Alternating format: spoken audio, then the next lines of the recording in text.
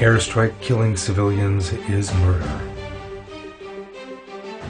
The cruelty and methods of savagery employed by IS trouble Muslims before anyone else.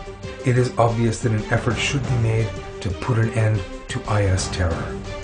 However, the US is repeating the same error of the last 100 years and imagining that results can be achieved through airstrikes.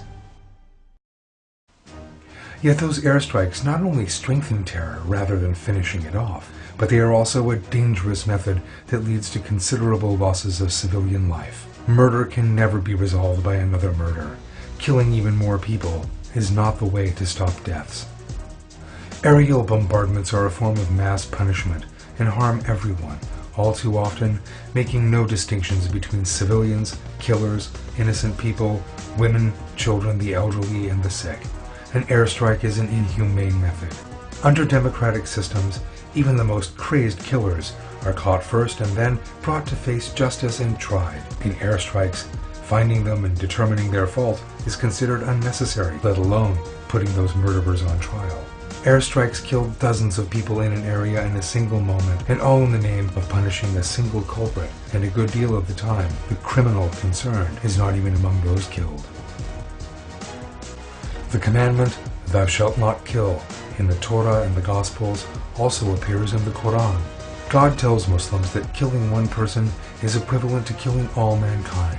Someone who sincerely believes and abides by the Quran will make the maximum effort to protect a single person's life. Therefore, advocating aerial bombardments and espousing the idea that there's nothing wrong with the accidental killing of one or two people in such operations is not an attitude that could be employed by a Muslim. The path a Muslim must follow is that of an intellectual struggle, and the language he uses must be that of love alone.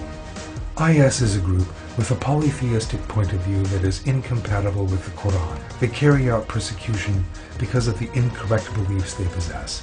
Eliminating that wickedness can only be possible by correcting that false belief. Only in that way can the savagery caused by IS be eliminated, and the ideological foundation that attracts thousands of young people to radicalism be done away with.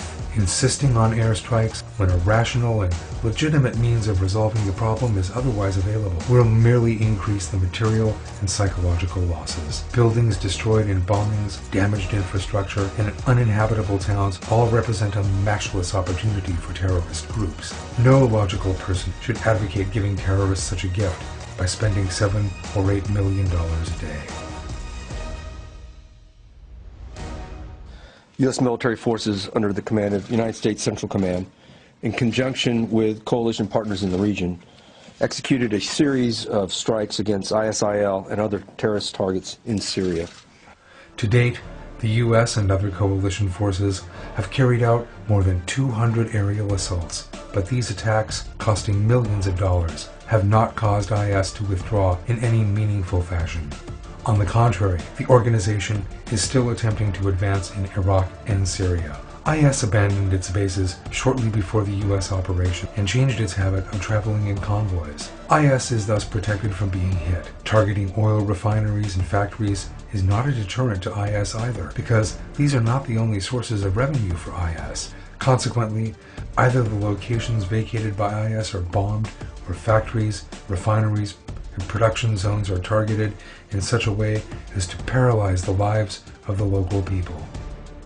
Bombing buildings that contain no IS elements and causing the deaths of civilians will clearly not put an end to IS. People who accept what they are indoctrinated rather than thinking deeply for themselves must see this truth. Particularly for Muslims, it would be wrong to support such mass killing. It must not be forgotten that our Prophet ﷺ used methods of discourse and explanation and calling to the truth in his relations with the pagans of Mecca, who had made a tradition out of violence. He did not use weapons against them when he captured Mecca. He never thought along the lines of, since these people are pagans, since these people are prone to violence, they must be destroyed en masse. IS today acts on a pagan mindset. This pagan mindset can be changed by setting out the truth. Trying to deter people from using violence, making no distinction between those who are criminals and those who are not, those who are involved in terrorist activities and those who are not, when the aforementioned option is available, will merely provoke further terror and nothing else.